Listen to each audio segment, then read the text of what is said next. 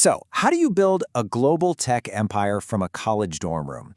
I mean, it's the kind of story that sounds like Silicon Valley folklore, but for Michael Dell, it was 100% real. Today, we're going to break down the core principles that turned one simple idea into a multi-billion-dollar revolution. And it all starts with a number you might not expect. $1,000. That's it. Not a million, not 100,000, just $1,000. That was the seed money. So yeah, with that single grand, a 19-year-old Michael Dell founded Dell Computer right out of his University of Texas dorm room back in 1984. But look, the money was just the fuel, right? The real engine, the thing that made it all possible, was a powerful insight he was about to act on. To really get what happened, we've got to rewind a little. See, Dell was obsessed with computers from a young age, so when IBM launched its first PC in '81, it basically created a whole new world. But it was 2 years later that Dell, who was still just a teenager, spotted this massive crack in the system, a huge inefficiency that pretty much everyone else was just overlooking. And that brings us to the very first part of his playbook, the dorm room disruption. This is all about that core insight that really changed everything. Okay, so this right here, this is basically Dell's aha moment. He went out, bought an IBM PC, but instead of just, using it, he did what any curious kid would do. He took the whole thing apart. And what he found was kind of shocking. A computer that was selling for $3,000 was made up of only about $600 worth of standard electronic parts. The markup was insane. And that's when the light bulb went off.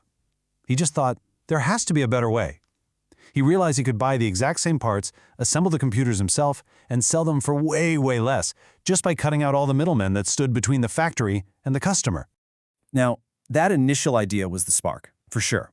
But the engine that drove Dell's explosive growth, what really poured gasoline on the fire, was this second principle, an obsessive, relentless focus on the customer. This quote just nails his whole philosophy. It was never about technology for its own sake. For Dell, every single decision, every innovation, had to start and end with one simple question. Does this solve a real customer's problem? So, what does that actually look like in practice? Well, it means you have to dig deep to really understand your customers' struggles. It means you build what they actually need, not just what you think they need. And here's the kicker. It means creating a direct line of communication so you can learn and adapt faster than anybody else out there. And that obsession with the customer, it wasn't just some vague philosophy. It led directly to his next game-changing move, a business model that completely rewrote the rules for the entire industry. Before Dell came along, buying a computer was this long, inefficient journey. The manufacturer sold to a distributor, who sold to a retail store, who then finally sold to you. Every step added cost and time. Dell's idea was radical. Just boom, cut all of that out, go straight from the manufacturer to the customer. Simple, but totally revolutionary. This direct model was like a secret weapon. First, costs were way lower because there were no middlemen taking a cut. Second, by building to order, Dell had almost no risky inventory sitting on shelves. I mean, think about that from a cash flow perspective. He got paid by the customer before he even had to pay his suppliers for the parts. It's genius. And third, that direct line gave him unfiltered customer feedback every single day, which meant they could improve faster than anyone. But here's the thing. A great business model can get you started, but it's not enough to survive for decades, especially not in tech.